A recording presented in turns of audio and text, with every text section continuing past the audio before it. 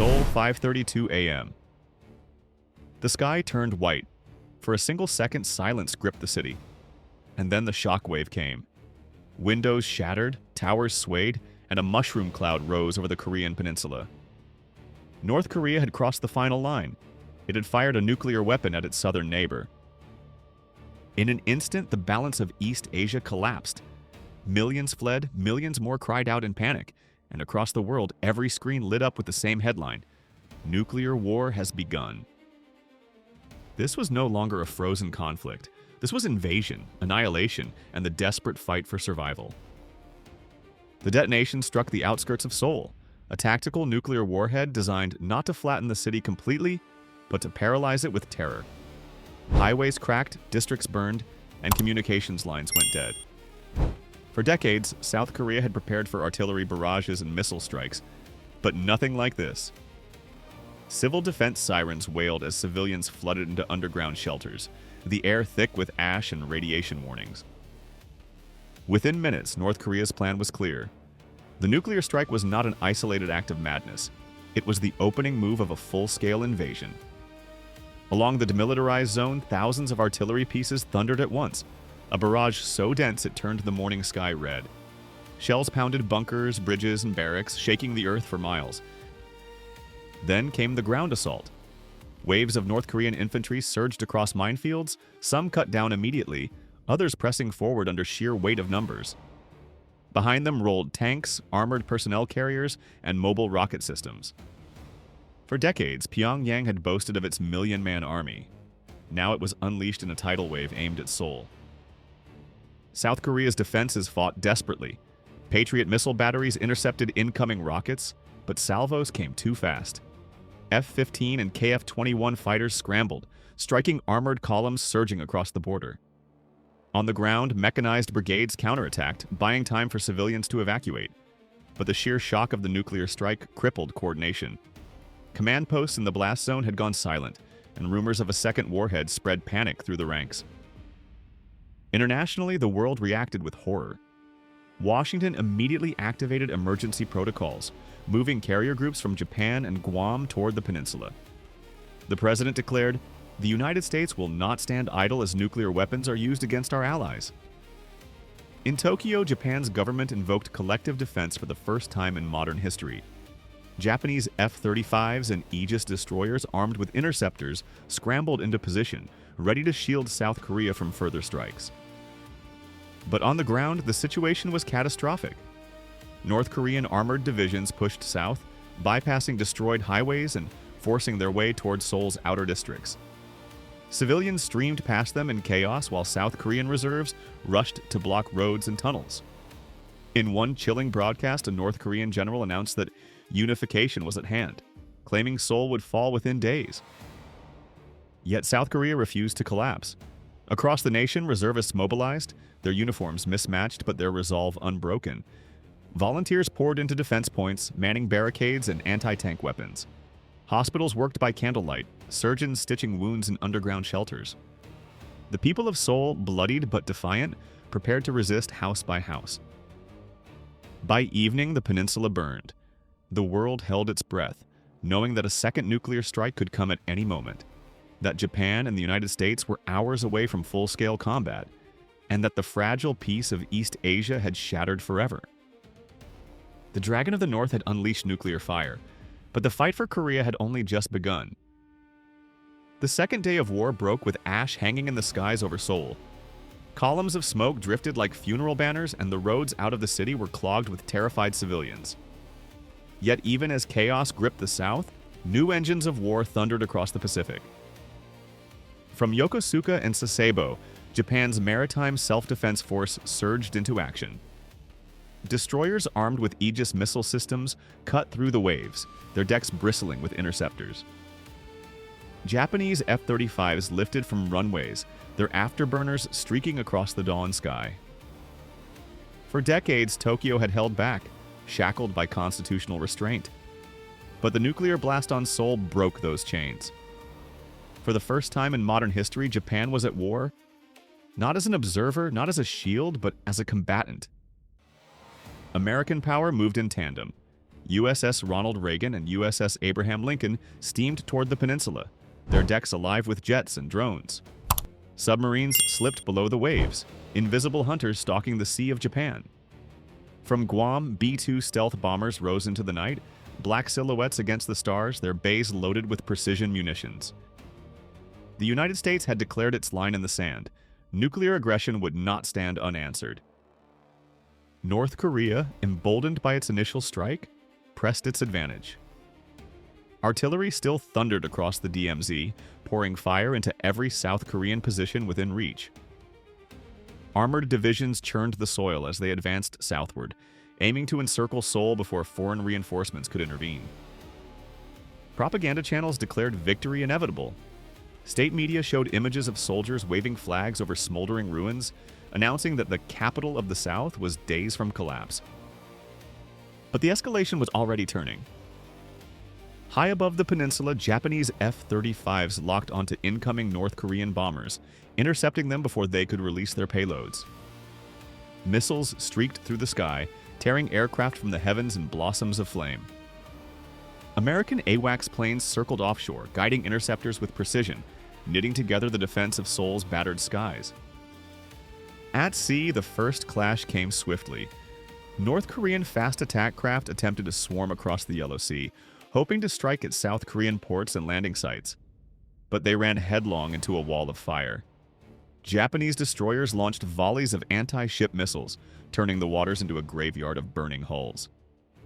American carrier-based F-A-18s dove through the smoke, strafing survivors and scattering the assault.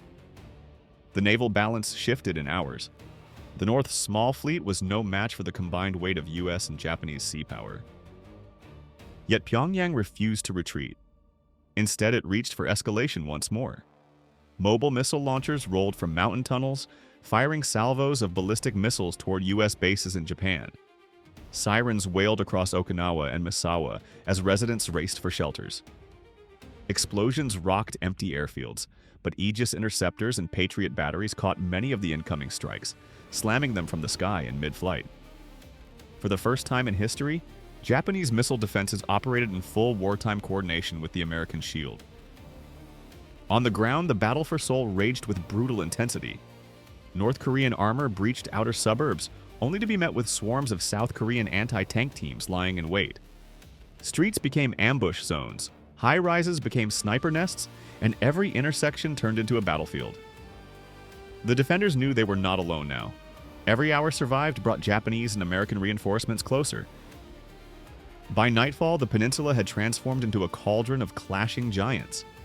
The North's gamble, a nuclear strike followed by invasion, had triggered the very nightmare it sought to avoid. A united front of Japan, South Korea, and the United States. The invasion that was supposed to break the South within hours now faced the combined weight of Pacific powers. The question was no longer whether Seoul would fall.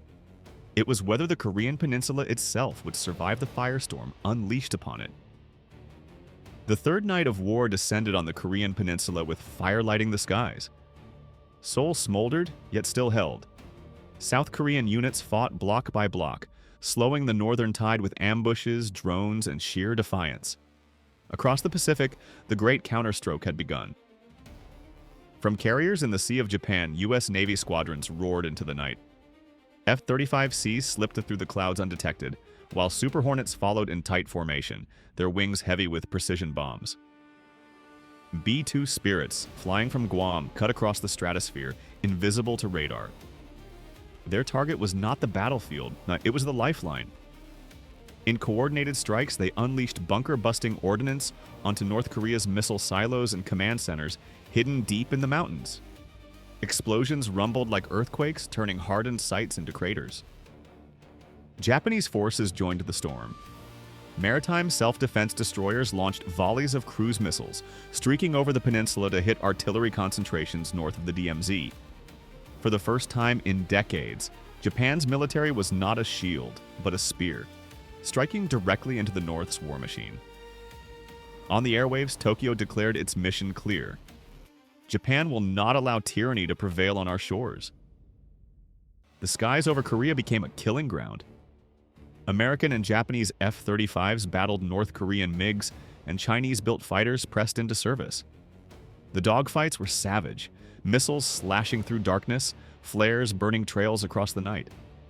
In 1 hour, more than 50 aircraft fell, their wreckage raining into fields and rivers below. Yet the Allied tide pressed on, overwhelming the North's aging air force. On the seas, the clash reached its apex. North Korean submarines, crude but dangerous, attempted to strike at U.S. carriers. Sonar pings echoed across the deep as Virginia-class hunters stalked them one by one. Torpedoes exploded beneath the waves, and oil slicks bubbled to the surface.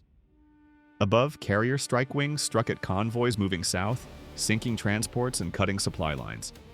The sea itself turned against the invasion, swallowing the Northern Army's hope of reinforcement. On land, the turning point came at dawn.